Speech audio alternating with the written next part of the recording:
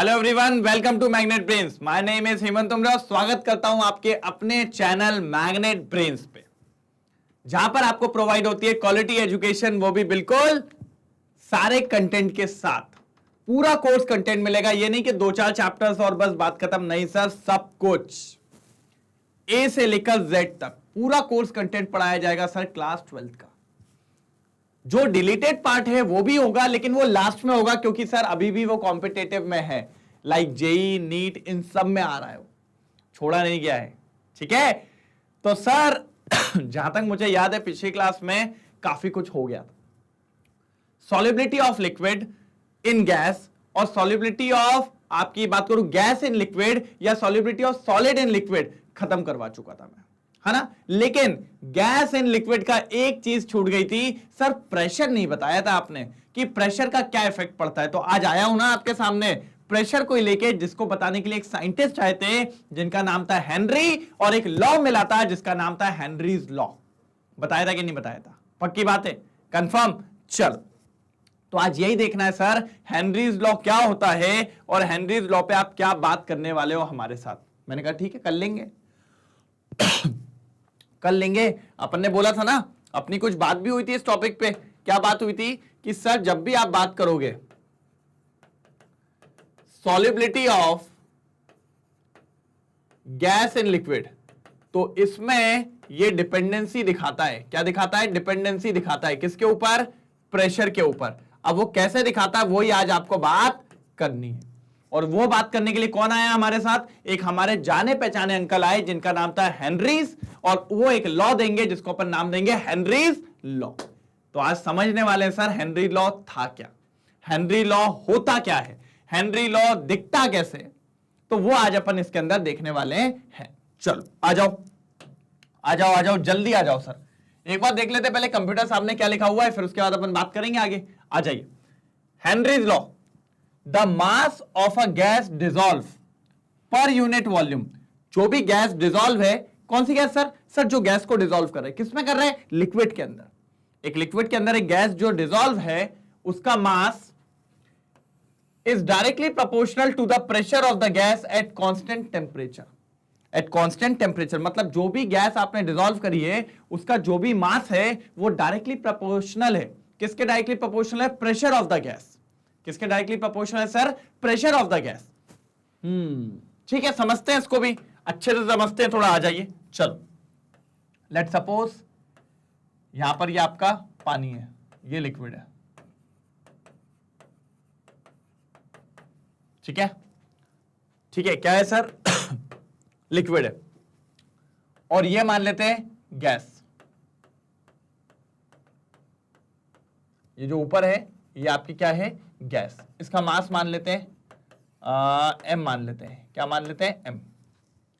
ये गैस है आपके ऊपर, और नीचे क्या है आपका? लिक्विड है। और इस गैस का मास कितना मान लिया अपन ने? एम मान लिया। ठीक है सर, ठीक है ठीक है। फिर आप क्या सर? तो सर इस पे मैंने एक प्रेशर लगाया ऊपर, ये देखो क्या लगाया? प्रेशर। जैसे ही मैंने प्रेशर लगाया और ऐसा दबाना कोशिश किया, तो ये सारी की सारी गैस कहां चली गई? अंदर चली गई। गई होगी कि नहीं गई होगी? पक्की बात है कि नहीं? तो थोड़ी देर बाद आपको ऐसा दिख रहा होगा कि यहां पर गैस ना होके थोड़ी देर बाद ये गैस पहुंच जाएगी कहां पर? आपके इधर पे। होगा क्या? नहीं होगा? पक्की बात है कि नहीं? सारी की सारी गैस कहां पहुंच गई? अंदर। और कितनी गैस थी सर? एम मास की। मतलब एम मास की गैस डिसॉल्व हो गई है, किसके दम पे? इस प्रेशर के दम पे। मतलब जो एम क्या था सर? एम क्या था? पहले लिख लो, मास ऑफ डिसॉल्व गैस। और वो किसके दम पे अंदर गई है सर? सर जो प्रेशर आपने अप्लाई किया था, जो भी आपने प्रेशर गैस के ऊपर अप्लाई किया था, उसी के दम पे वो मास कहां गया है? वो गैस ऑफ मास कहां चली गई? अंदर चली गई है। मतलब अगर आप ये एम जो है मास ऑफ गैस है, इसको अगर आप देखें तो किसके दम पे अंदर गई है? प्रेशर के दम पे। मतलब ये डिपेंड किस पे कर रही है सर? प्रेशर पे। ज्यादा प्रेशर लगाते ज्यादा चली जाती, और ज्यादा लगाते और ज्यादा मास चली जाती। मतलब जितना ज्यादा आप प्रेशर लगाएंगे, उतनी ज्यादा मास की गैस कहां चली जाएगी? अंदर चली जाएगी।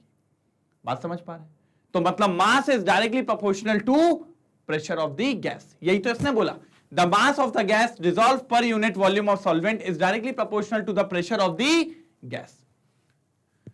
मतलब m अगर मान लें mass of the dissolve gas, तो भैया वो किस पे डिपेंड कर रही है, जो भी प्रेशर आप उसके ऊपर लगा रहे हो। इसी को नाम दिया था सर हेनरीज लॉ। अब इसको और समझो। अच्छा, अगर प्रोपोर्शनलिटी का साइन हटाए तो एक कांस्टेंट आएगा सर, क्या आएगा, एक कांस्टेंट आएगा, उस कांस्टेंट को कह देते हैं के। क्या कह देते हैं अपन, के। लेकिन ये हेनरीज कांस्टेंट नहीं है, नहीं तो आप लोग बोले अच्छा सर आ गया शेर हेनरीज कांस्टेंट। अभी नहीं, अभी नहीं, अभी बस इतना याद रखो, m इज इक्वल टू क्या आ गया, केपी। के एक कांस्टेंट है, लेकिन अभी कौन सा कांस्टेंट है वो बात करेंगे अपन, ठीक है। अच्छा एक बात बताओ, m क्या है, मास है क्या नहीं है। अच्छा मैं ये लिख सकता हूं क्या, मैं ये लिख सकता हूं क्या, moles is directly proportional to pressure, लिख सकता हूं क्या नहीं। हाँ सर लिख सकते हैं ना, जब मास के डायरेक्टली प्रोपोर्शनल है प्रेशर, तो मोल्स के डायरेक्टली प्रोपोर्शनल भी तो होगा। लेकिन सर थोड़ा सा और समझा देते तो अच्छा लगता, मैंने कहा समझा देता हूं ना, आओ ना इधर। मोल्स होता क्या है, मोल्स होता है given weight upon molar weight. अब एक बात बताओ, मोलार वेट तो हर एक चीज का कांस्टेंट होता है, मतलब मोल्स किस पे डिपेंड कर रहा है, गिवन वेट पे। मतलब जितना ज्यादा मास होगा उतने ज्यादा क्या होंगे, मोल्स होंगे। जितना ज्यादा मास होगा उतना ज्यादा आपका प्रेशर होगा, जितना ज्यादा मोल्स होगा उतना ज्यादा आपका क्या होगा, प्रेशर होगा। मतलब मास और मोल्स एक ही चीज तो है। जितना ज्यादा आप मास डिसॉल्व करोगे उतना ज्यादा आप मोल डिसॉल्व कर रहे हो, क्योंकि मास और मोल्स डायरेक्टली प्रोपोर्शनल है क्या नहीं है, पक्की बात है क्या नहीं। एक और चीज सुनो, चाहूं तो मैं ये भी तो लिख सकता था, मास की जगह क्या ले लेता, मोल फ्रैक्शन ले लेता। मतलब mole fraction is also directly proportional to P. मतलब मोल फ्रैक्शन को किससे डिनोट करते हैं, X. X is also directly proportional to P. मतलब अगर आप कह दो कि mass of dissolve gas is directly proportional to the pressure of the gas, वो भी ठीक है। Moles of the dissolve gas is directly proportional to the pressure of the gas, वो भी ठीक है। मोल fraction of the dissolve gas is directly proportional to the pressure of the gas, तीनों point valid है। क्योंकि सर मास ज्यादा होगा तो मोल ज्यादा होंगे, और मोल ज्यादा होंगे तो मोल फ्रैक्शन भी ज्यादा होगा। और किसका, गैस का। बात समझ पा रहे हैं, क्लियर है। लेकिन ये सारी कंडीशन कब होंगी, जब आपका टेम्परेचर कैसा होगा सर, कांस्टेंट होगा। क्यों, क्योंकि हमने पढ़ा है एट कांस्टेंट टेम्परेचर। क्यों सर, ऐसा क्यों बोला आपने, क्योंकि सर एक बात याद रखना, टेम्परेचर के बदलने से सॉल्युबिलिटी पे फर्क पड़ता है। पढ़ा है क्या नहीं पढ़ा है। एक एक्सोथर्मिक प्रोसेस थी, एक्सोथर्मिक प्रोसेस में अगर आप टेम्परेचर को बढ़ा दोगे तो सॉल्युबिलिटी क्या हो जाएगी, कम हो जाएगी। क्या हो जाएगी सर, कम हो जाएगी। यही चीज आपने नींबू शिकंजी वाले के यहां भी देखा है। वो क्या करता है, हाई प्रेशर लगाता है और देखते हैं कि उसके अंदर वो गैस पूरी डिसॉल्व हो जाती है। जितना ज्यादा आप प्रेशर लगाओगे उतनी ज्यादा मात्रा ऑफ गैस को आप डिसॉल्व कर पाओगे, उतनी ज्यादा मास ऑफ गैस को आप क्या कर पाओगे, डिसॉल्व कर पाओगे, उतनी ज्यादा मोल्स को आप क्या कर पाओगे, डिसॉल्व कर पाओगे, उतनी ज्यादा मोल फ्रैक्शन ऑफ गैस को क्या कर पाओगे, डिसॉल्व कर पाओगे।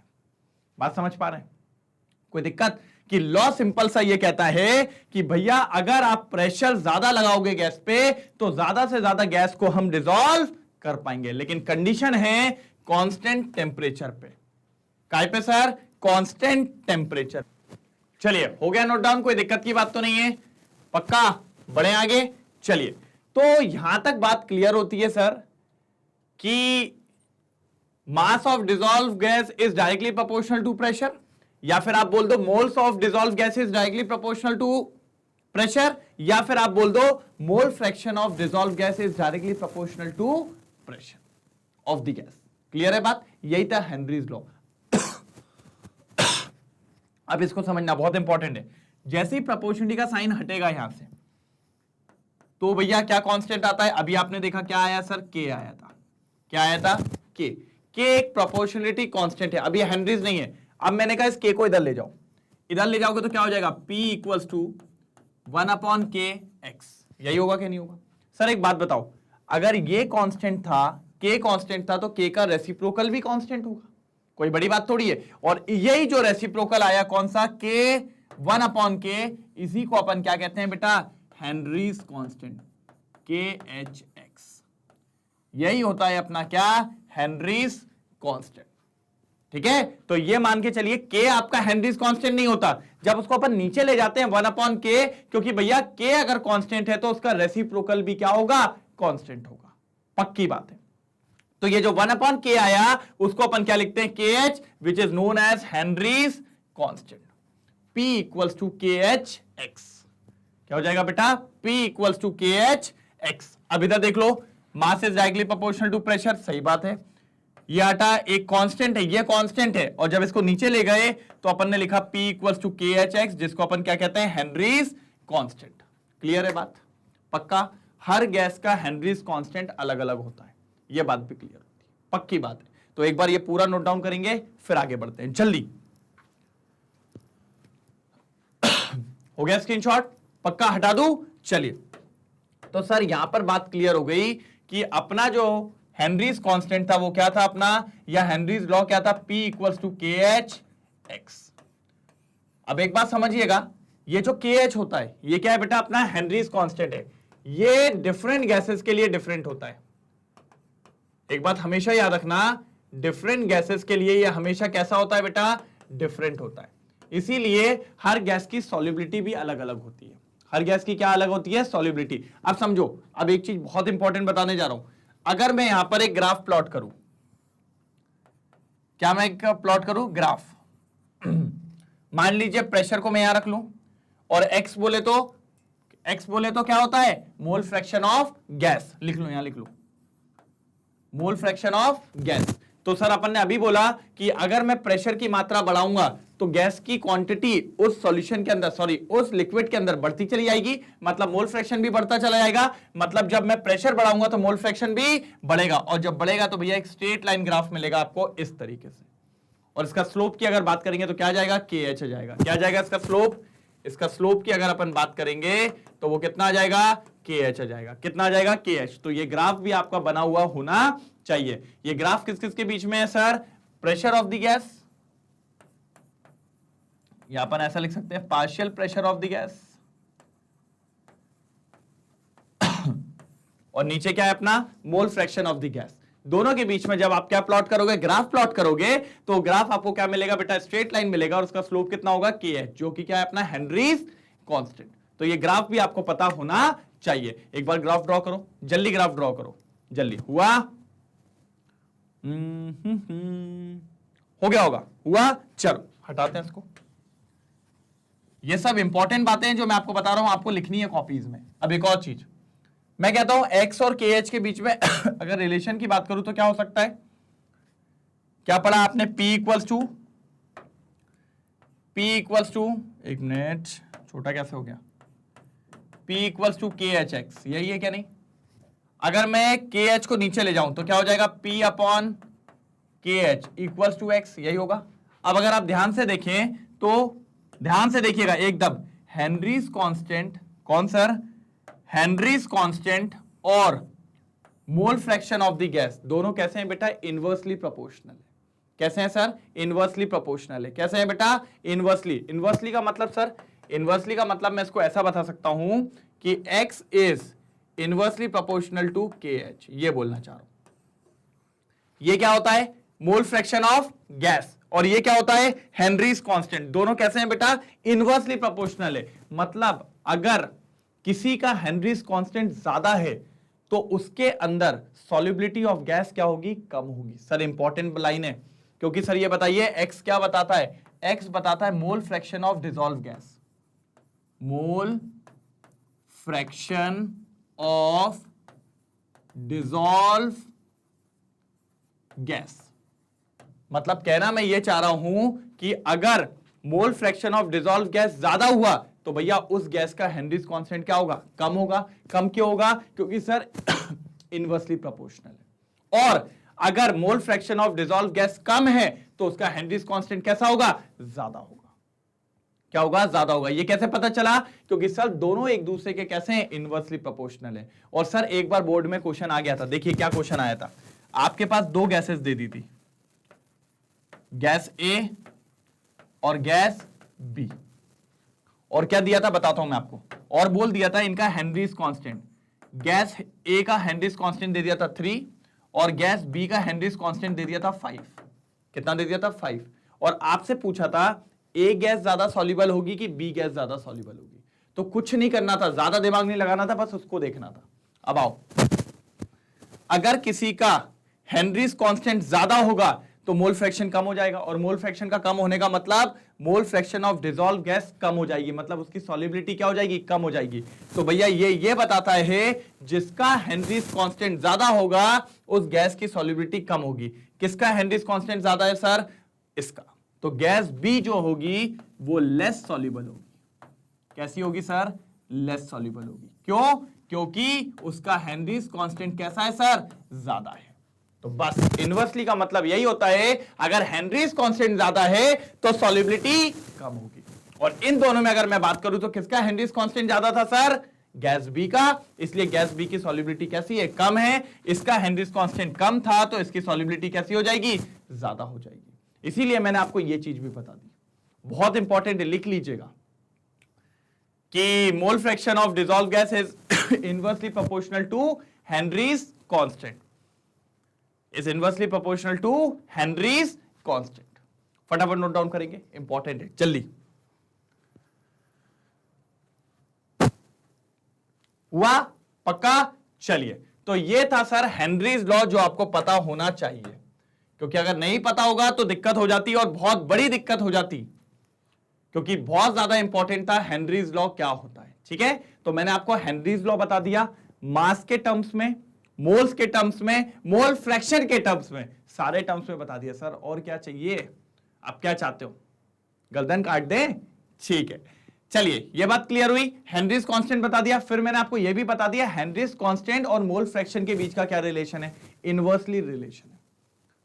पहली बात तो हर गैस का हेनरीज कांस्टेंट अलग होता है, और जिस गैस का हेनरीज कांस्टेंट ज्यादा होगी उसकी सॉल्युबिलिटी कैसी होगी सर, कम होगी, क्योंकि आपने बताया दोनों कैसे हैं, इनवर्सली प्रोपोर्शनल है। मैंने कहा वेरी गुड। दूसरी बात सर, अब आते हैं इसके एप्लीकेशंस पे, हेनरीज लॉ के एप्लीकेशंस पे, कि हेनरीज लॉ के एप्लीकेशन क्या क्या हैं, हम कहां कहां पर हेनरीज लॉ को देख सकते हैं। पक्का ये नोट डाउन हो चुका है, एक बार और देख लीजिए, फिर अपन आगे बात करते हैं एप्लीकेशंस ऑफ हेनरीज लॉ। चलिए तो बड़े, अब हेनरीज कांस्टेंट हो चुका है, हेनरीज लॉ भी हो चुका है। सर अब बारी इसके एप्लीकेशन की, कहां कहां पर इसको यूज किया जाता है। सबसे इंपॉर्टेंट तो आपकी कोल्ड ड्रिंक्स में, अगर आप देखें तो आपकी कोल्ड ड्रिंक्स को हाई प्रेशर पे सील किया जाता है। सर आप देखिएगा, ये दिख रहा है आपको, ये बॉटल ये आसानी से नहीं खुलती है। क्यों नहीं खुलती आसानी से, क्योंकि हाई प्रेशर पे सील होता है सर, बहुत टाइट लगाया जाता है। तो इसके लिए आपको वो एकदम पूरा वो जो होता है ना इस तरीके का लॉकर को ओपन करने का, वो होता है जिसको आप ऐसे उचकाते हो तब आपकी बॉटल्स खुलती है। या आपकी, अगर मैं प्लास्टिक की बॉटल की बात करूं तो भी हाई प्रेशर पे, कभी आप कोशिश करना वो बॉटल को दबाने की, जब आप नई बॉटल लेके आते हो सील पैक होती है ना उसको दबाने की कोशिश करो, नहीं दबेगी, कितनी जान लगा लो, गाड़ी चला दो उस पर नहीं दबेगी, या तो फट जाएगी वो सीधे फिर, लेकिन वो दबेगी नहीं। क्यों नहीं दबेगी सर, रीजन होता है हाई प्रेशर होता है अंदर। सर क्यों होता है सर, क्योंकि सर कोल्ड ड्रिंक में सबसे मजेदार बात क्या थी सर, कोल्ड ड्रिंक में सबसे ज्यादा मजेदार बात थी अपनी CO2। अगर उसके अंदर CO2 गैस नहीं है तो हमें मजा नहीं आएगा। तो अब अपन चाहते हैं कि आपकी जो बॉटल है, आपकी जो भी पूरी की पूरी बॉटल है सर, उस बॉटल के अंदर CO2 का कंटेंट कैसा होना चाहिए, ज्यादा होना चाहिए।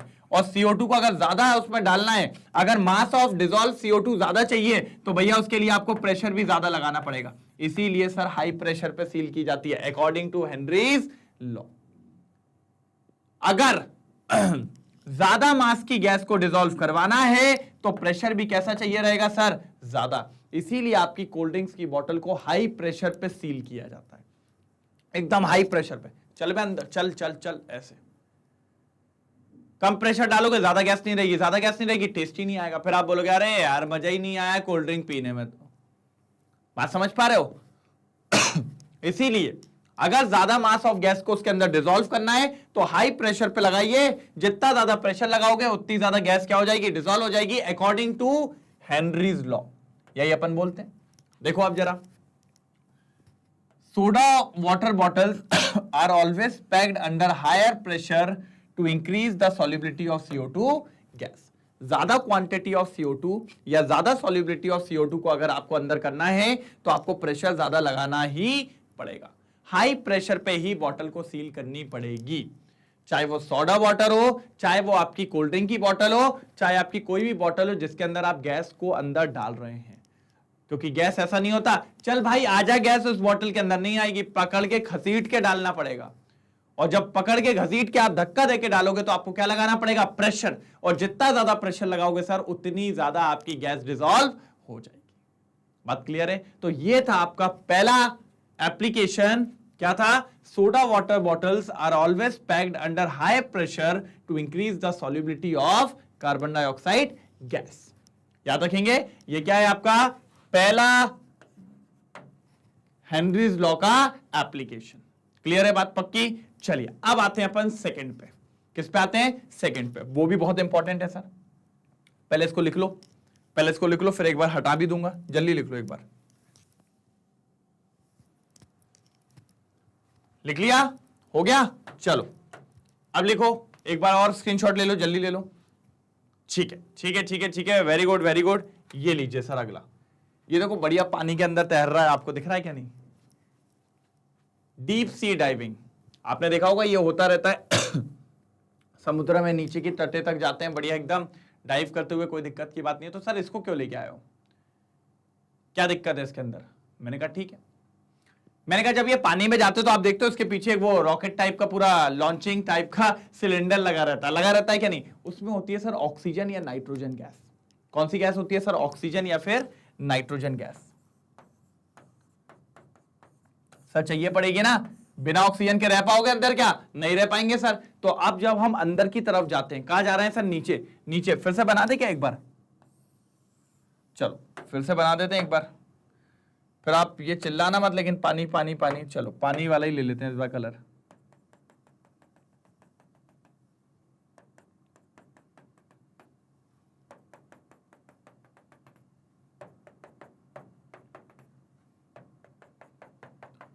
अब वो जो डीप डाइवर है उसको अपन उतारते हैं जरा बढ़िया तरीके से। ये उतरा बढ़िया, अब वो नीचे की तरफ आएगा, ये पहुंचा नीचे, दिख रहा है?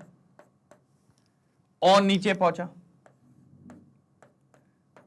ठीक है, अब आप जानते हो सर, जैसे हम अंडर वाटर में नीचे की तरफ जाते हैं तो भैया प्रेशर बढ़ने लगता है। बढ़ता है क्या नहीं बढ़ता है? जैसे ही हम नीचे की तरफ जाते हैं तो सर प्रेशर बहुत बढ़ने लगता है। और हमने पढ़ा sir, according to Henry's law, अगर कहीं पर प्रेशर बढ़ेगा तो डेफिनेटली है कि मास ऑफ गैस जो होगा वो भी बढ़ता चला जाएगा। मतलब ब्लड के अंदर सुनिएगा जरा ध्यान से, ब्लड के अंदर O2 या फिर N2 इनकी सॉल्युबिलिटी बढ़ती चली जाएगी। क्यों बढ़ती चली जा रही है? क्योंकि सर क्या बढ़ रहा है? प्रेशर। और हमने बोला जितना ज्यादा प्रेशर बढ़ेगा उतनी ज्यादा गैस की सॉल्युबिलिटी भी बढ़ती चली जाती है।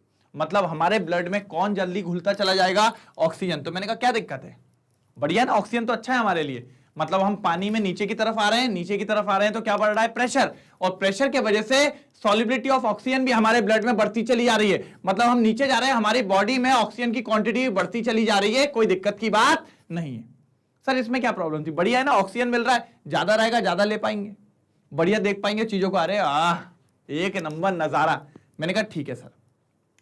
मैंने कहा दिक्कत नीचे की नहीं थी, अब भैया नीचे तो सो नहीं जाओगे, है ना, ऊपर तो आओगे कभी ना कभी। तो अब चलेंगे अपन कहां? ऊपर की तरफ। जब अपन ऊपर जाएंगे तो एकदम से जाएंगे, ये थोड़ी कि बढ़िया घूमते हुए घूम लिए ना नीचे। अब आप फटाफट सट सट सट सट सीधे कहां? ऊपर की तरफ। और जब आप ऊपर पहुंचोगे सरफेस के पास, तो एकदम से आपका प्रेशर जो अभी ज्यादा था वो एकदम से आपका प्रेशर क्या हो जाएगा सर? कम। एकदम से प्रेशर कैसा हो जाएगा सर? कम। जैसे ही प्रेशर कम हुआ तो जो सॉल्युबिलिटी थी किसकी sir? Solubility of oxygen and nitrogen, वो भी कम हो जाएगी। वो भी क्या हो जाएगी? कम हो जाएगी। तो ब्लड से वो गैसेस बाहर आ जाएंगी। ब्लड में जो वो दोनों गैसेस सॉल्युबल थी वो गैसेस अब कहां जाएगी? बाहर, क्योंकि अब वो सॉल्युबल नहीं होंगी। क्यों सॉल्युबल नहीं होगी? क्योंकि प्रेशर क्या हो गया? कम हो गया। क्योंकि यार सरफेस पे आ गए, सरफेस पे प्रेशर कैसा होता है? कम होता है। तो अब वो दोनों गैसेस क्या हुआ? ब्लड से बाहर आ गई। जब वो दोनों गैसेस ब्लड के बाहर आई तो वो आपकी वेन्स बोले तो नसें, उनके अंदर बबल्स बना देती हैं। क्या बना देती है सर? बबल्स। गैस बबल के फॉर्म में ही होंगी ना। तो वो ब्लड से बाहर निकली और किस फॉर्म में निकल गई? बबल्स के फॉर्म में। और ये बबल्स वेन्स के अंदर बहुत दिक्कत क्रिएट करते हैं, एक्सेसिव पेन, कुछ नई बीमारियां ये सब चीजों का दिक्कतें आ जाती हैं। तो बात समझ में आई कि सर जो भी वो सिलेंडर लेके जाते हैं उस सिलेंडर में क्या यूज किया जाता था? ऑक्सीजन और नाइट्रोजन। नीचे जाने पे तो कोई दिक्कत नहीं है, प्रेशर बढ़ा, बॉडी के ब्लड में बहुत अच्छे से ये दोनों गैसेस खूब घुल गई, बढ़िया ऑक्सीजन मिल रहा है, कोई दिक्कत की बात नहीं है। लेकिन जैसे ही आप ऊपर आए तो एकदम से प्रेशर क्या हो गया, कम, और जब प्रेशर कम हुआ तो सॉल्युबिलिटी भी कम हो जाएगी। सॉल्युबिलिटी कम हुई तो ये दोनों गैसेस ब्लड में से बाहर निकली, और जैसे ही ब्लड में से बाहर निकली इनने क्या बना लिया, बबल्स बना लिया। जैसे ही बबल्स बनाए तो आपकी वेन्स, आपकी नसों में क्या बन चुके हैं, बबल्स।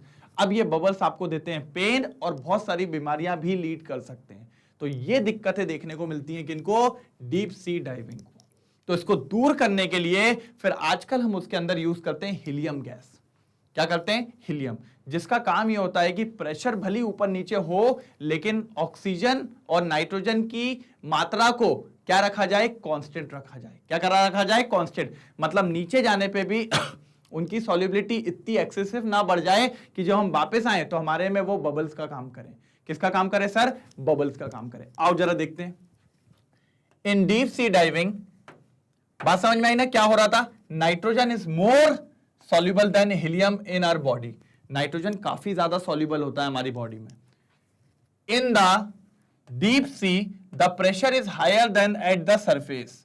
यही होता है कि जब हम नीचे की तरफ जाते हैं तो प्रेशर ज्यादा होता है एज कंपेयर टू सरफेस की तरफ। इस वाले ये भाई के पास प्रेशर कम होगा, इस भाई के पास प्रेशर बहुत ज्यादा होगा। When divers try to come rapidly towards the surface of the water, फिर जब वो ड्राइवर जो होता है वो कहां पर आता है, सरफेस पे आता है, तो एकदम से प्रेशर डिक्रीज होता है, जिसके चलते जो डिसॉल्व नाइट्रोजन थी, जो घुल चुकी थी, अब उसकी सॉल्युबिलिटी कम होगी, वो वापस ऊपर आएगी। कहां से, ब्लड से, और मेक्स बबल इन वेन्स। और आपकी वेन्स में क्या बना देगी सर, बबल्स बना देगी। क्या बना देगी, बबल्स बना देगी।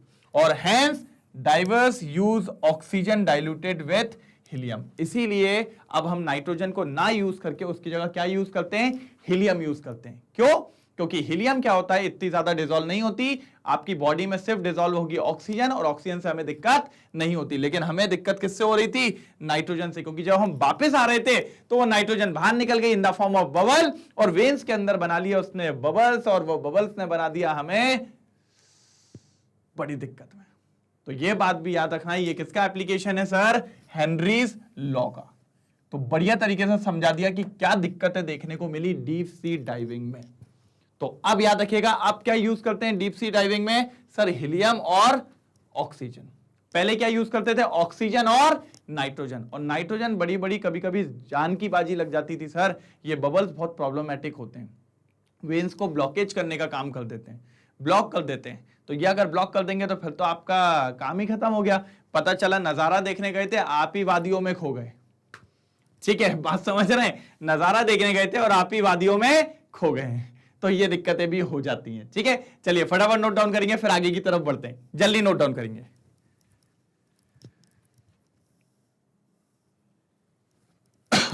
हो गया, कोई दिक्कत तो नहीं, पक्का आगे बढ़ू, चल।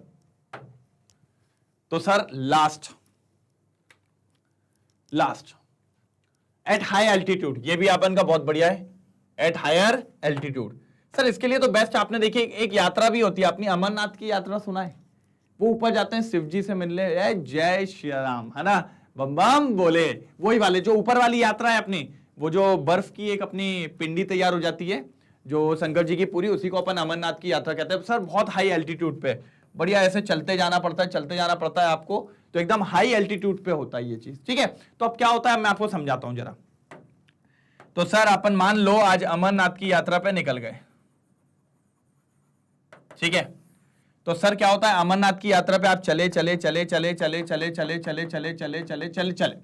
जब आप हाई एल्टीट्यूड पे पहुंचते हो तो सर हाई एल्टीट्यूड पे ग्राउंड लेवल के कंपैरिजन में पार्शियल प्रेशर ऑफ ऑक्सीजन कम होता है। क्या होता है, पार्शियल प्रेशर ऑफ ऑक्सीजन कम होता है। मतलब ये ग्राउंड लेवल था, ये क्या था, ग्राउंड लेवल। ग्राउंड लेवल पे ऑक्सीजन का जो प्रेशर था वो बढ़िया था, जो आपको चाहिए था, मतलब नॉर्मल था।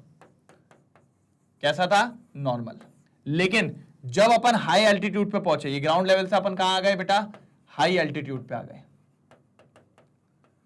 तो हाई एल्टीट्यूड पे जो पार्शियल प्रेशर था ऑक्सीजन का, अब वो हो गया था भैया कम। हायर एल्टीट्यूड पे प्रेशर हो जाता है कम। क्या हो जाता है बेटा, कम। मतलब ऑक्सीजन तो है लेकिन ऑक्सीजन का प्रेशर क्या हो गया सर, कम हो गया।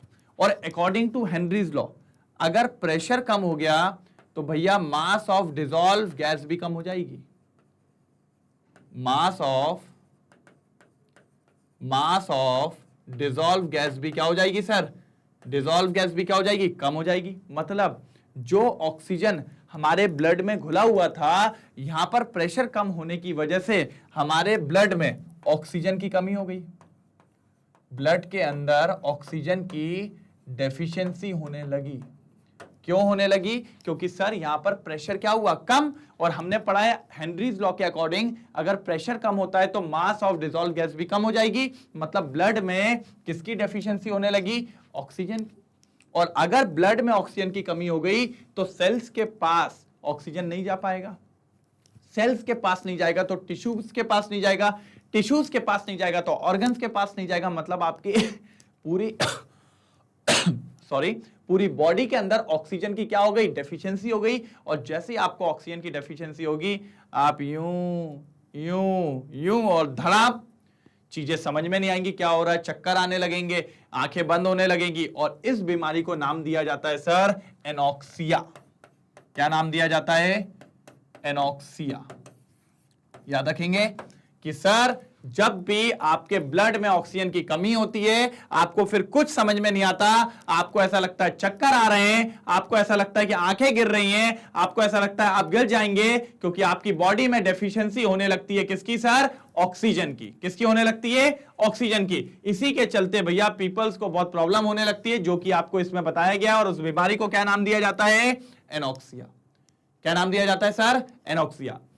आइए एक बार पढ़ लेते हैं। At higher altitude, the partial pressure of oxygen at high altitude is less.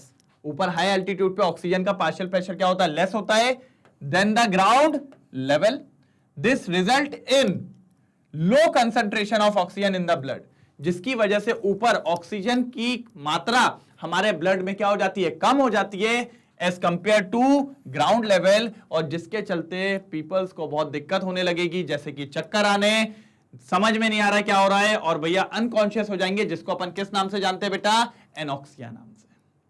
तो बात समझ में आई? एनॉक्सिया क्या होता है और कहां होता है? हाई एल्टीट्यूड पे। ये तीसरा आपका एग्जाम्पल है या तीसरा आपका एप्लीकेशन है किसका? हेनरीज लॉ का। और ये तीनों एप्लीकेशन सर एनसीईआरटी में मेंशन्ड है। और पूछता है एट हाई एल्टीट्यूड पे क्या हो जाता है? एनॉक्सिया क्यों होता है? या फिर कोल्ड ड्रिंक की बोतल को हाई प्रेशर पे क्यों सील किया जाता है? या फिर डीप सी डाइविंग में जो होता है अपना नाइट्रोजन और ये बैंड्स वगैरह क्यों आते हैं, बबल्स क्यों बन जाते हैं? तो उसको आपको एक्सप्लेन करना पड़ेगा। इसीलिए मैंने आपको तीनों बढ़िया तरीके से समझा दिए कि आपको दिक्कत ही ना आए। पक्का? एक बार पूरा नोट डाउन कर लो ये, फिर अपन आगे बात करते हैं। जल्दी स्क्रीनशॉट लो, जल्दी लो, जल्दी फटाक से 3 खींच कर दो बस। चलिए ले लिया स्क्रीनशॉट। अच्छा इसको हटाना तो नहीं है, नहीं तो आप लोग बोलोगे सर ये गंदा गंदा कर दिया। भाई ये सब बनाना था, इंपॉर्टेंट था। चलो ठीक है, एक बार क्लियर भी कर देता हूं। अब इसको ले लो, ये बहुत बढ़िया है, जल्दी लो। चलिए बेटा, तो हो गए ये सारे एप्लीकेशंस खत्म। क्लियर है, कोई दिक्कत की बात तो नहीं। चलिए अब मैं आपको हेनरीज लॉ पे एक क्वेश्चन भी दिखाता हूं। सर क्वेश्चन बनना चाहिए, इंपॉर्टेंट क्वेश्चन है, सबसे धमाकेदार क्वेश्चन नहीं है। ठीक है, तो एक बार क्वेश्चन देख लेते हैं क्या है। आ जाइए जल्दी आइए सर, ये लो, ये है क्वेश्चन। इफ, लो पेन ही नहीं चल रही है, अब क्या कर ले। If nitrogen gas is bubbled through water at 293 kelvin, okay, how much millimoles of nitrogen gas, कितने millimoles of nitrogen gas would dissolve in 1 litre of water. 1 litre of water में कितनी नाइट्रोजन गैस मिलीमोल्स में dissolve हो पाएगी। और आपको मानना है कि assume N2 exerts a partial pressure of 0.987 बार। उनने क्या दे दिया सर? प्रेशर दे दिया। किसका दे दिया है? नाइट्रोजन का। और क्या दे दिया है? Given that Henry's law constant for nitrogen is 76.48 kilo bar. तो सर आपको फाइंड आउट क्या करना है? पहले तो ये बताइए सर, आपको फाइंड आउट करना है कि उस 1 लीटर गैस में कितनी नाइट्रोजन डाली गई है मिलीमोल्स में। किसमें सर? मिलीमोल्स में। तो मतलब आपको फाइंड आउट करना है सर नाइट्रोजन के मोल्स, मोल्स ऑफ नाइट्रोजन। ये अपना मोटिव है। अब सर ये कैसे निकालेंगे? ये देखना पड़ेगा। मैंने कहा हाँ कोई दिक्कत की बात नहीं है, निकाल लेंगे, कोई प्रॉब्लम की बात नहीं है। ये अपना क्वेश्चन है जो अपन को देखना है। सबसे पहले बेटा क्या क्या गिवन है वो देख लो। गिवन बहुत जरूरी होता है, गिवन आपको पता होना चाहिए तभी आपका काम हो पाएगा, नहीं तो नहीं। अब देखो ध्यान से देखो क्या दिया है। अच्छा आपको प्रेशर दे दिया है नाइट्रोजन का, प्रेशर दे दिया नाइट्रोजन का, कितना दे दिया सर 0.987 बार। ठीक है, दूसरी बात सर आपको हेनरीज कांस्टेंट भी दे दिया, KH दे दिया है, कितना दे दिया है 76.48 किलो बार, दिख रहा है। और सर किलो को क्या लिख सकते हैं 76480 बार, क्योंकि सर आप लोग जानते हो कि किलो का मतलब होता है 10 की पावर 3 और 10 की पावर 3 से इंटू करूंगा तो इतना आ जाएगा। मैंने कहा ठीक है सर। तो अगर मैं यहां पर एक चीज लगाऊं, क्या अकॉर्डिंग टू हेनरीज लॉ, किसके लिए sir according to Henry's law, तो क्या हो जाएगा P इक्वल्स टू KHX होगा क्या नहीं। और अगर ये नाइट्रोजन का प्रेशर हुआ तो हेनरीज कांस्टेंट भी नाइट्रोजन का और यहां पर मोल फ्रैक्शन भी किसका नाइट्रोजन का।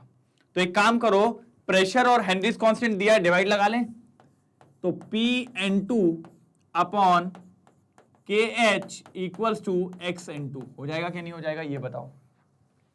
तो यहां से अपन को क्या मिल जाएगा XN2 मतलब मोल फ्रैक्शन ऑफ नाइट्रोजन मिल जाएंगे क्या नहीं मिल जाएंगे ये बता दो sir. Mole fraction of nitrogen मिल जाएंगे, जी सर मिल जाएंगे, और मोल फ्रैक्शन ऑफ नाइट्रोजन चाहिए भी है। प्रेशर N2 कितना है प्रेशर आपका सर 0.987 डिवाइडेड बाय कितना दिया हुआ है सर 76480। हाँ चलिए इसको डिवाइड करिए, यहां से आपको मिल जाएगा मोल फ्रैक्शन। जल्दी निकालिए, जल्दी निकाल के बताइए कितना आ रहा है मोल फ्रैक्शन। जल्दी जल्दी जल्दी जल्दी सॉल्व करो सर। जब आप इसको सॉल्व करोगे तो ये मिलेगा 1.29 इंटू 10 की पावर -5, 1.29 इंटू 10 की पावर -5। ये आ गया सर मोल फ्रैक्शन किसका नाइट्रोजन का। मतलब उसमें इतनी नाइट्रोजन का मोल फ्रैक्शन घुला हुआ है। लेकिन सर ये थोड़ी निकालना है, हमें तो निकालना है मोल्स। मैंने कहा ठीक है सर मोल्स निकालना है, कोई दिक्कत की बात नहीं है, मोल्स भी अपन निकाल सकते हैं, कोई प्रॉब्लम नहीं आएगी। मैंने कहा ठीक है, मैंने कहा ठीक है कोई दिक्कत की बात नहीं है। तो आप लोग जानते हो सर मोल फ्रैक्शन यही तो था। अब समझ में आता है कि सर अपन ने क्यों पढ़े सारे कंसंट्रेशन, क्योंकि हर जगह वो कंसंट्रेशन यूज होते हैं। अब जैसे मोल फ्रैक्शन ऑफ नाइट्रोजन है तो हम लोग जानते हैं ऊपर किसके मोल्स आएंगे नाइट्रोजन के, और नीचे किसके आएंगे सर नाइट्रोजन प्लस वाटर के क्योंकि वाटर भी इसके अंदर है। और यहीं से आपको मिलेगा मोल्स ऑफ नाइट्रोजन। क्या निकलेगा मोल्स ऑफ नाइट्रोजन। पहले बताओ इतनी बात क्लियर है सबको क्या नहीं है, पक्का इतनी बात क्लियर है क्या नहीं। देखिए कहानी पूरी बिल्कुल सिंपल सी चल रही है, कोई दिक्कत की बात होनी नहीं चाहिए। पहले अपन ने PN2 बताया, KH बताया, यहां से मैंने क्या निकाल लिया मोल फ्रैक्शन ऑफ नाइट्रोजन निकाल लिया। फिर मोल फ्रैक्शन ऑफ नाइट्रोजन में हम जानते हैं मोल fraction of nitrogen is moles of nitrogen upon total moles. अब पहले निकालेंगे वाटर के मोल्स कितने आ रहे हैं। तो चलिए सर वाटर के मोल्स के लिए मुझे चाहिए गिवन वेट। किसका given weight sir sir water का, और नीचे जाएगा 18 क्यों लिया सर क्योंकि एटॉमिक वेट ऑफ वाटर कितना होता है 18 होता है। सर अगर आप ध्यान से देखो तो पानी कितना दिया हुआ है 1 लीटर दिया है, तो भैया आप जानते हो पानी की डेंसिटी कितनी होती है 1 ग्राम पर मिलीलीटर, मतलब 1 लीटर 1 किलो के बराबर होता है। दैट मींस गिवन वेट क्या sir given weight of water कितना हो जाएगा सर 1 kg। 1 kg को क्या लिखा जा सकता है 1000 ग्राम। कितना लिखा जा सकता है 1000 ग्राम। तो यहां से निकाल लीजिए मोल्स ऑफ वाटर। क्या निकालना है मोल्स ऑफ वाटर, तो मोल्स ऑफ वाटर में आता है गिवन वेट ऊपर कितना हो जाएगा 1000 और डिवाइडेड बाय नीचे आता है एटॉमिक वेट कितना है 18। जैसे ही आप इसको सॉल्व करेंगे सर आएगा 55.55 मोल। कितना आएगा 55.55 मोल। ये किसके मोल्स आ गए सर वाटर के मोल्स आ गए। किसके मोल्स आ गए सर सर वाटर के मोल्स आ गए। तो अब देखिए सर वाटर के मोल्स भी आपको मिल चुके हैं। यहां तक बताइए कोई दिक्कत हो तो पक्का एक बार स्क्रीनशॉट लो, क्योंकि मैं ये वाला पोर्शन को अभी हटाने वाला हूं। जल्दी स्क्रीनशॉट मारो, जल्दी लो, जल्दी जल्दी जल्दी, इंपॉर्टेंट है स्क्रीनशॉट। हुआ ना, चलो चलो चलो चलो आगे बढ़ते हैं आगे बढ़ते हैं। हटाएं अब, चलिए पूरा क्लियर नहीं कर सकते सर, क्योंकि पूरा क्लियर कर दिया तो दिक्कत हो जाएगी। वैसे यहां तक बन गया होगा, अब आप लोग के आगे करने की बात है, आगे आप लोग भी कर रहे होंगे। मुझसे जल्दी करना है सर, आंसर आना चाहिए, और मुझसे पहले अगर आंसर आ जाए तो कमेंट बॉक्स में डलना चाहिए, क्योंकि पता तो चले मुझसे पहले सॉल्व किया है कि नहीं किया है। आ जाओ सर, एक बात और, अब आ जाइए। आपको मोल फ्रैक्शन ऑफ नाइट्रोजन था, तो ऊपर क्या लिखा आपने, moles of nitrogen upon moles of nitrogen plus moles of water, यही था। अब इधर लिखेंगे तो मोल्स ऑफ नाइट्रोजन तो अननोन है, यहां पे भी मोल्स ऑफ नाइट्रोजन अननोन है, प्लस 55.55,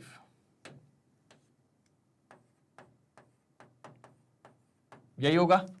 अब बात समझिए सर, यहां पर दो अननोन है, यहां पर कितने अननोन है, दो। अब एक बात समझो, जैसे मान लो आपकी जेब में, आप कहीं पार्टी करने गए हो और आपकी जेब में इतने रुपए रखे थे, 1000 प्लस 1 रुपए, और आपके फ्रेंड ने बोला कि भाई कितने पैसे हैं जेब में, और बढ़िया आप अच्छी जगह गए थे, तो आपकी जेब में कितने थे, 1000 प्लस 1 रुपए, एक चिल्लर पड़ी थी 1 रुपए की और 1000 रुपए थे।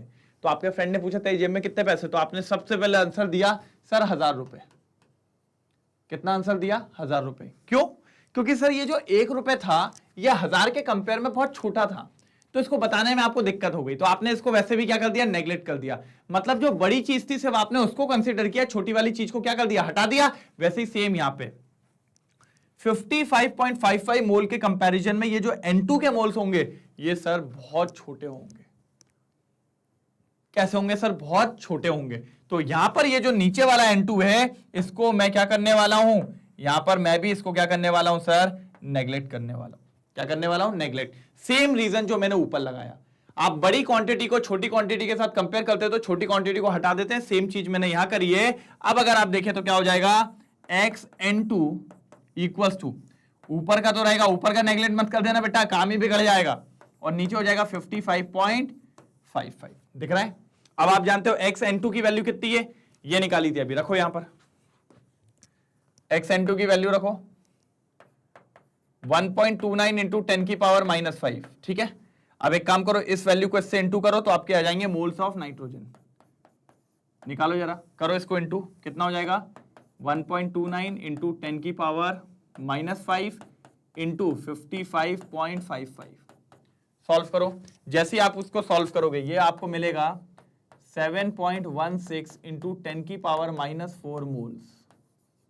कितना मिलेगा, 7.16 इंटू 10 की पावर -4 मोल्स। ये आ गए आपके फाइनल मोल्स सर, ये आ गए आपके फाइनल मोल्स।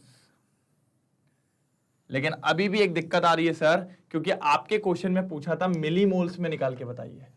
किस में निकाल के बताइए, मिली मोल्स में। मिली मोल्स में निकालना बहुत आसान है, लेकिन पहले इस बात को समझो कि सर इसको क्यों हटाया, क्योंकि 55.55 मोल के कंपैरिजन में ये मोल्स ऑफ नाइट्रोजन बहुत छोटा था, इसलिए उड़ा दिया। सिर्फ बचा 55.55, 55.55 को किससे इंटू किया, मोल फ्रैक्शन ऑफ नाइट्रोजन से, और सीधा आपका आंसर आ गया 7.16 इंटू 10 की पावर -4 मोल्स। इतनी बात क्लियर है? एक बार इसको नोट डाउन करिए, फिर उधर से हटा के आगे बढ़ता हूं। जल्दी नोट डाउन करो।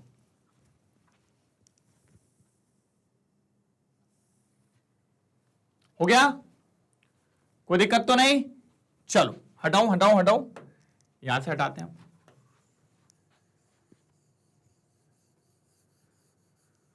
पूरा इसलिए नहीं हटा रहा हूं सर क्योंकि बहुत कुछ लिखा हुआ है, जो जरूरत पड़ रही है सिर्फ अपन उसको उड़ाते हैं, बाकी अपन अपने काम में लेंगे। चलो अब आ जाओ, देखो ध्यान से देखना, कितने आए आपके मोल्स, पहले लेके आओ।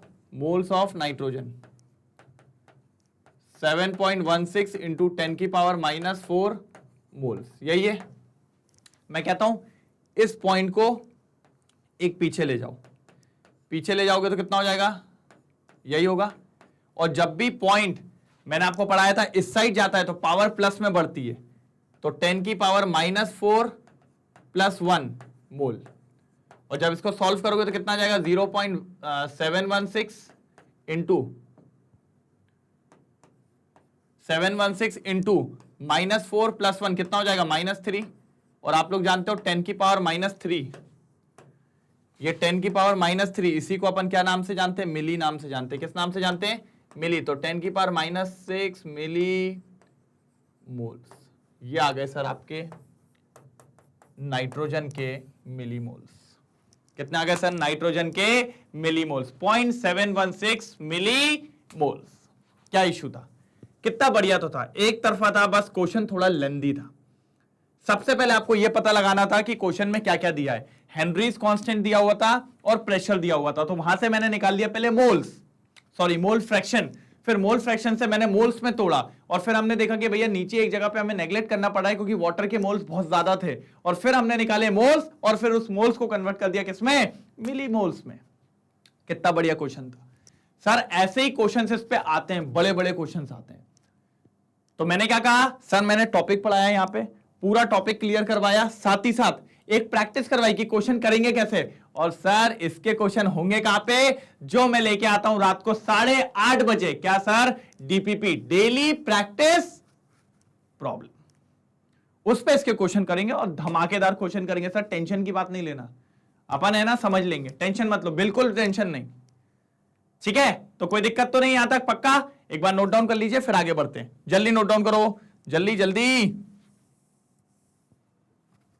हो गया पक्का।